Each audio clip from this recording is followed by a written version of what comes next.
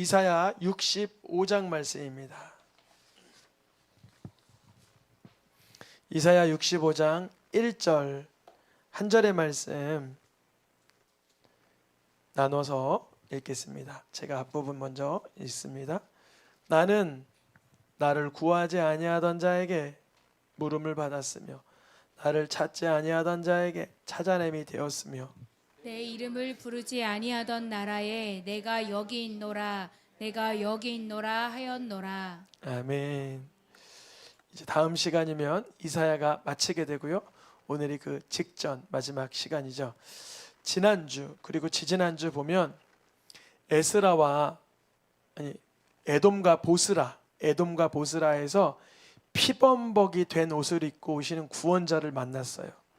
그래서 에돔 그곳의 수도 보스라에서 피범벅이 된 구원자가 오심을 보고 64장 지난주에는 주님 하늘을 가르고 내려오소서, 땅을 진동하면서 내려오소서, 원컨대 주는 강림하여 주시기를 산들을 진동하고 불이 섭을 사르며 불이 물을 끓인 같이 우리에게 강림하여 주시옵소서. 64장이 그렇게 시작했는데요, 64장의 끝이 지난주에 이렇게 끝났어요. 주님 우리가 그토록 원했잖아요. 그런데 왜 우리의 성읍들은 광야와 우리의 예루살렘 시온성은 황폐하며 우리의 성전은 불타며 다 황폐합니까? 주님 일이 이 지경이 됐는데 아직도 가만히 아직도 잠잠합니까? 이렇게 하고 지난주에 끝이 났어요. 그래서 하나님의 대답이 65장 오늘 저희가 방금 읽었던 그 본문입니다. 연결을 한번 시켜보면 이렇죠. 주님 아직도 잠잠하세요? 내가 기도해도 안 나타나시고 가만히 계세요? 우리의 괴로움 그냥 부는 둥 마는 둥 하고 계세요? 이랬단 말이죠. 그런데 하나님의 대답이에요. 그래 나는 나를 구하지도 아니하는 자에게 나에게 좀 물어. 나에게 좀 물어. 나를 뭐하지 아니하는 자요? 뭐하지 아니하는 자? 주님께 찾지 아니하는 자에게 뭐하고 싶으셔요? 주님은 찾아내미. 내 이름을 뭐하지 않은 나라? 부르지도 않는 자에게 뭐라 그러세요? 나 여기 있어. 나 여기 있다고. 나 여기 있어. 찾지 않는데, 구하지 않는데, 묻지 않는데 나 여기 있어.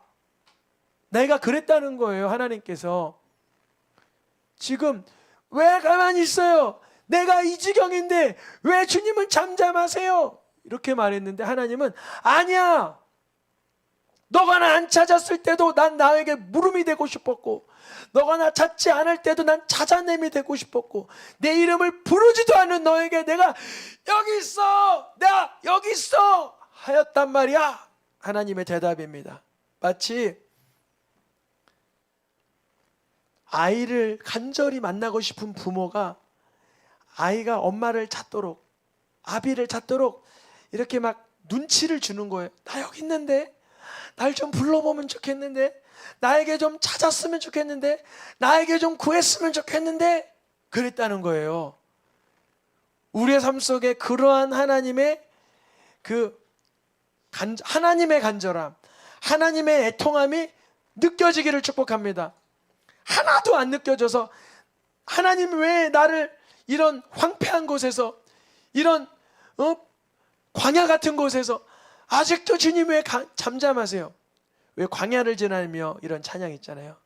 왜 하나님은 광야를 준다 그러죠? 만나려고. 차라리 광야에는 별거 없잖아요. 하나님이 만나주기가 그나마 낫다는 거예요. 근데 광야가 아니면 우리가 하나님 아니더라도 추구하고 갈망하고 사모하고 간절할 게 너무 많은 거예요. 하나님은 황폐하게 만들고 불타게 만들고 광야와 같은 곳에서도 왜 잠잠히 계시나? 내가 이 지경이 되도록 왜 잠잠히 계시나? 아니야. 그 광경은 나를 찾도록 하기 위한 하나님의 연출 작품이라는 거예요. 어렵죠. 너무나 외롭죠. 괴롭죠. 그때 하나님이 역사하십니다. 저도 제가 하나님을 언제 이렇게 인격적으로 만나고 언제 하나님과의 이렇게 임재가 있었나 보면 때로는 그곳이 불탔는 곳, 황폐한 곳, 광야와 같은 형편일 때 주님이 나를 찾아와 주실 때가 훨씬 많았던 것 같아요. 우리 성도님들의 삶에 척박한 순간, 절박한 순간에 주님이 나를 더 찾고 계시는구나, 주님이 내가 여기 있다 하고 계시는구나, 이거를 발견하기를 축복합니다. 주님은 적극적으로 나타나시려고 준비하고 계세요. 그렇게 말씀하고 계시는 거예요. 근데 하나님이 그렇게 찾고 기다리고 나 여기 있어 하고 대기하고 있는데 백성들은 어떠한 상태였냐면, 빨간 글씨만 읽어보겠습니다.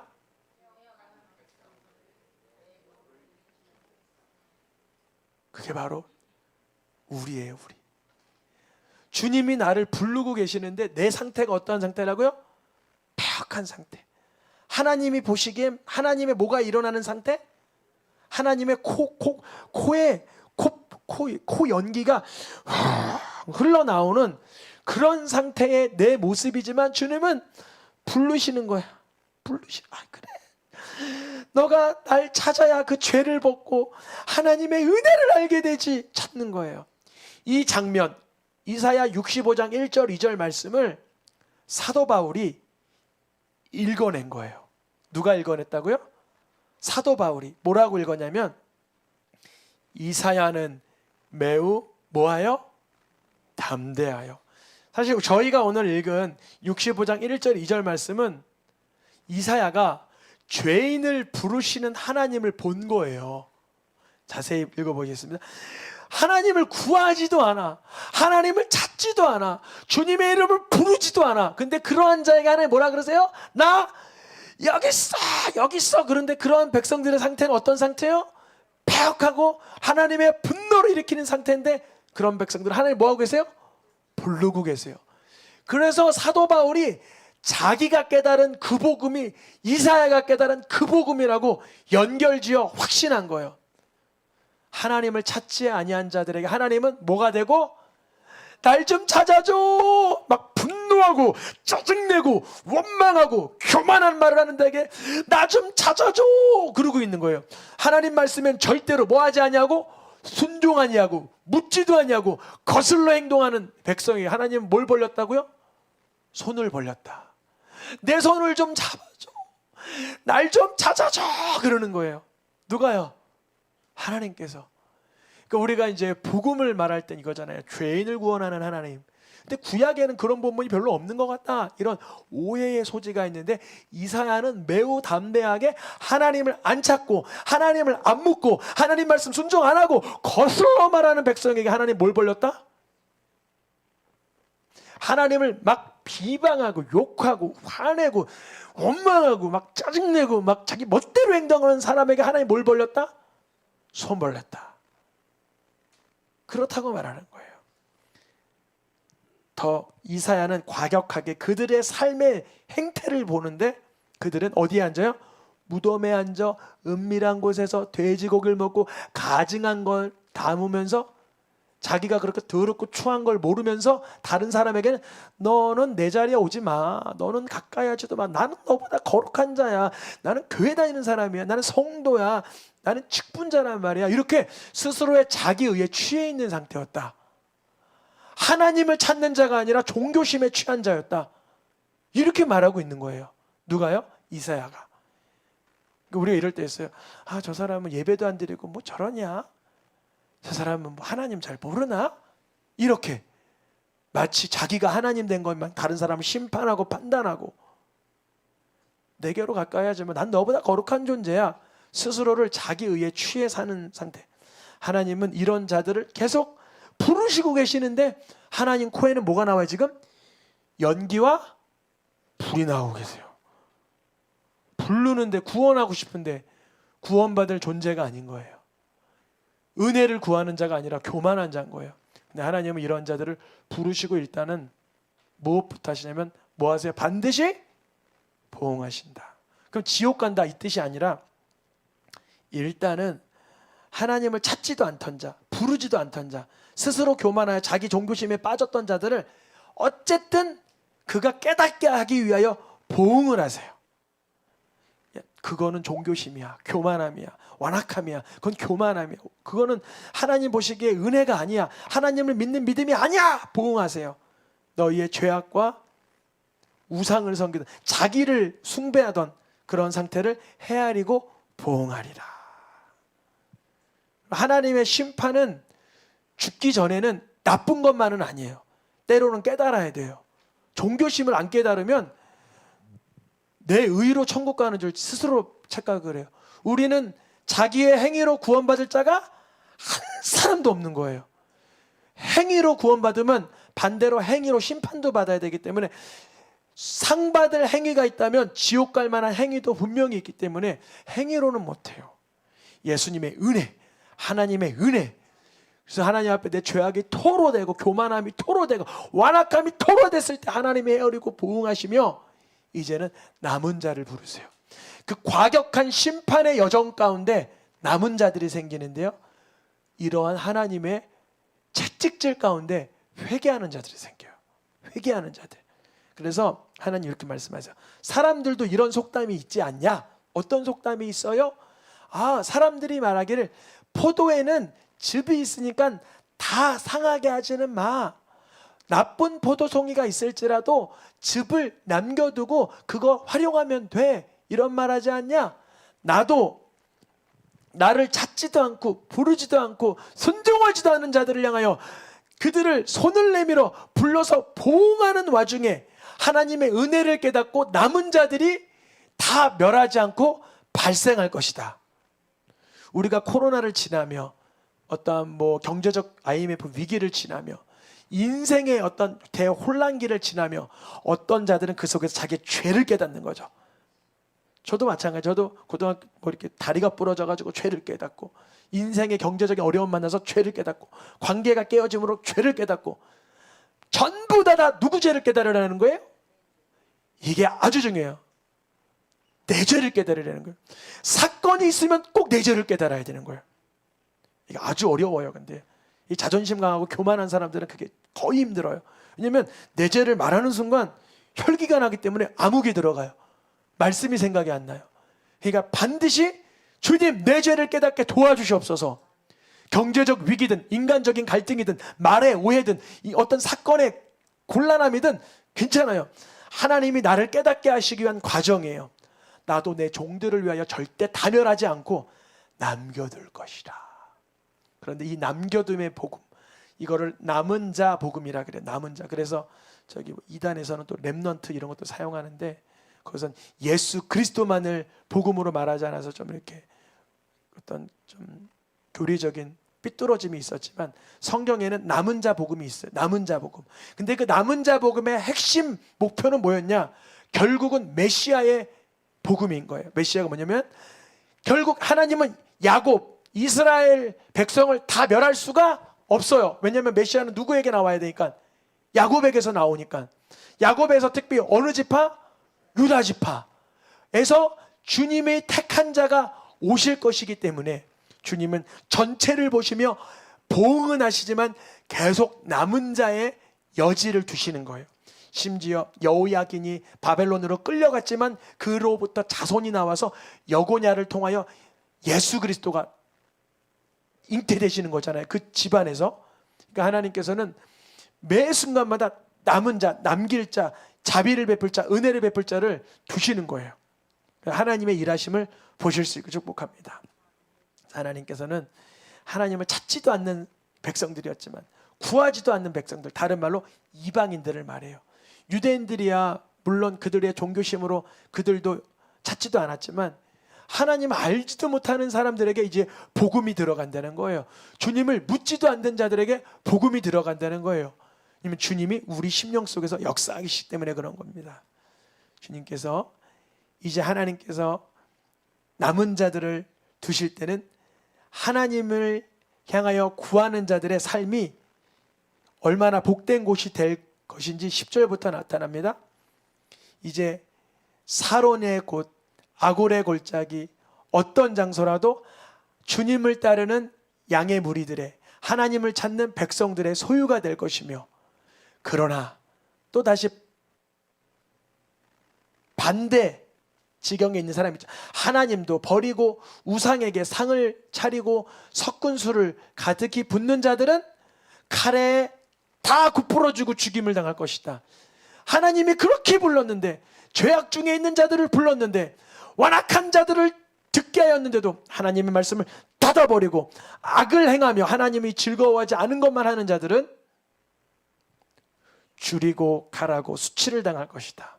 그러나 주의 말씀을 따르는 자는 먹고 마시고 즐거워할 것이다.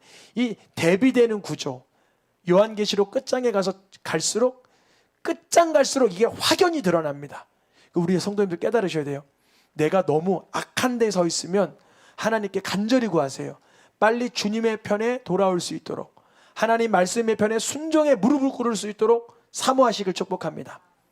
하나님의 종들은 마음의 즐거움으로 채워주시고 노래로 채워주시고 새 이름을 부어주시는데, 계속적으로 하나님을 부인하고 하나님의 안 기뻐하시는 일을 하고 악을 행하는 자들은 줄이고 가라고 수치를 당하며 상하며 저주거리가 될 것이다. 그러니까 이사야 65장 시작은 아무리 하나님을 안 찾고 죄인이고 묻지도 않고 순종하지 아니하는 자랄지라도 하나님은 그러니까 찾을 수 있도록 노크를 하신다는 거예요. 노크를 하시고 계기를 마련하신다는 거예요. 하나님께서 우리가 원수 되었을 때, 죄인 되었을 때, 연약하였을 때 예수님을 보내주신 거예요. 그 복음이랑 이사야 65장 복음이랑 같은 연결선상이죠. 하나님은 우리가 간절히 찾을 때 찾아오신, 맞아요. 그게 100점입니다. 근데 때로는 우리가 하나님을 전혀 안 찾는데, 하나님을 전혀 그리워하지 않고 하나님을 아무리 사모하지 않는데 주님이 먼저 찾아오신다는 거예요. 근데 그 기회를 놓치면 통곡하며 저주거리가 되며 목마르며 가난자가 된다는 거예요. 그러니까 하나님을 찾을 수 있을 때, 은혜 받을 때 은혜를 구하시고, 찾을 만한 주님의 구원받을 때 구원을 누리시길 축복합니다. 진리의 하나님을 향하여 무엇을 구하라? 복을 구하라. 진리의 하나님으로 삶을 드려드려라. 그렇다면 이제 환난은 떠나가며 환난이 잊어지며 내 눈앞에 환난이 숨겨지는 새로운 창조의 삶으로 들어가는 거예요. 성경에 보면 이전 것은 기억되거나 마음에 생각나지 아니할 것은 이라고 하면서 하나님의 창조를 3번 연거푸어 말합니다. 이 창조가 뭘까요? 이 창조는 꼭 요한계시록 끝장 우주적인 종말로 도래해야 일어날 창조인가요? 아니에요. 하나님의 영이 우리의 속에 와서 회개하는 자가 되고 예수님이 내 마음의 주인이 되면 삶의 방향성이 새로워 보이는 거예요. 전에는 유물론적인 관점, 육체적인 관점, 세속적인 관점이 꽉 들어찼다면 이제 하나님의 말씀을 통하여 이전의 방식, 이전의 가치관, 이전의 우선순위가 아니라 성경적 가치관, 성경적 기준, 하나님의 마음으로 구성되고 이 심령이 회복되고 치유된다는 것입니다. 그래서 이 심령 속에서 즐거워하는 소리, 기뻐하는 소리가 넘쳐난다는 거예요. 이제 우리의 살아있는 그 기쁨이 100세에 죽는 자는 젊은이라 할 정도로, 100세가 못 되어 자는 뭐 저주받은 자라고 할 정도로 우리의 삶의 나날이 영원한 생명을 누리게 된다는 거예요. 이미 이 복음이 선포된 지가 지금 2600년이 지났는데 100세 못해 죽은 자가 있잖아요. 그럼 그 사람들 저주받은 거, 예수 믿고 70세에 죽으면 저주받은 거예요? 그렇게 해석하면 안 되겠죠. 이미 그런 분들이 계신데, 예수님 믿고 90에 돌아가신 분도 계시잖아요. 예수님 믿고 100세가 안 돼서 돌아가신 분 있잖아요. 이걸 어떻게 해석해야 되나? 예수님을 믿음으로 영원한 생명이 이 속에서 지속된다는 거예요. 우리 성도님들의 삶 속에서 내가 예수님을 만나 생동감 있는 삶을 요새 사는 것 같아 라는 이 기쁨, 이 즐거움이 지속된다는 것입니다. 그래서 삶 가운데 우리의 노력한 것을 그대로 보람 있게 누리게 하시고, 가옥을 건축하고 예전에 바벨론 시대 때문에 다 폐허가 됐던, 자기 집에 살아보지도 못했고 포도나무를 심고 내가 노동한 열매를 먹어보지도 못했지만 이제 건축한 데 타인이 들어오지 않고 심은 것에 타인이 먹지 아니하는 손해보는 인생이 아니라 보람 있는 인생, 이제 나무의 수완, 여러분 나무의 수완이 몇 년 정도 돼요? 얘기 들어보니까 저기 다큐멘터리 같은 거 보면 어떤 나무는 1000년이 넘었대요. 이 백성의 수완이 몇 년이 넘는 거예요? 그러면 1000년, 2000년이 넘어도 계속 이어지고 길이길이 누려지게 된다는 거예요. 그래서 예수님이 말씀하신 영원한 생명의 그 질감 있는 기쁨이 누려진다는 거죠. 예수님으로 인해서 더 이상 우상 섬기지 않고 하나님을 따르고 주님의 말씀을 따르는 자들은 헛됨, 그런 헛소고가 없겠고 재난 같은 불행이 당하지 않고 복된 자의 삶을 누리게 된다는 거예요. 다시 이제 65장 1절에서 이제 마지막 절 바로 연결을 해보겠습니다. 1절에서 내가 찾지도 아니한 자에게 부름이 되고 응답이 되고 찾음이 된다 그러셨잖아요. 이제 그러한 삶을 누리게 하신다는 거예요. 부르기도 전에 뭐 하여 주세요? 응답. 이런 거예요.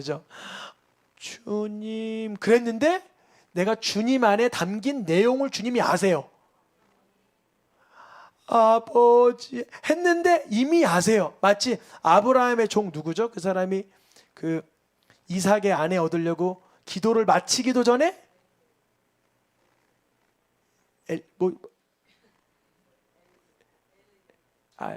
있어요. 누구 있어요. 그래서 아브라함의 종이 기도하니까 그 리브가를 기도를 마치자마자 만나게 된, 응답하겠고 들을 것이며 어떠한 해함이나 손해나 상함이 없겠고 주님의 복을 누리게 하신다는 것입니다. 오늘 말씀 65장 이제 이사야가 끝나기 전에 복음이었어요. 복음이 뭐나? 복음은 행위 언약이 아닌 주님의 은혜입니다. 그렇다가 행위를 무시하는 건 아니에요. 행위로 구원 얻을 수는 없지만 은혜로 우리의 삶의 행위까지 변화시켜 주시는 겁니다. 그래서 주님을 찾지도 않은 백성들에게 주님이 나타나시고 말을 마치기도 전에 응답하신 하나님의 그런 기적을 예수님의 이름을 통해서 체험할 수 있기를 축복합니다.